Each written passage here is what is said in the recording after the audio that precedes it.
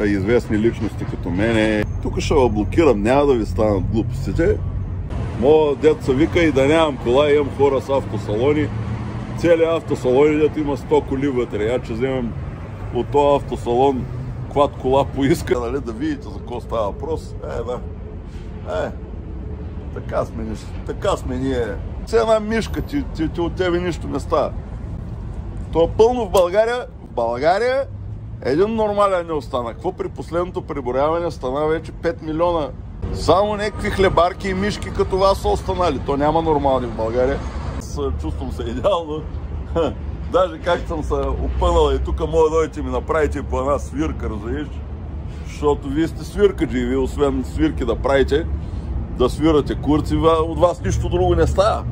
И майките ви ще ви ги обичам, да знаете. И майките ви ще обичам.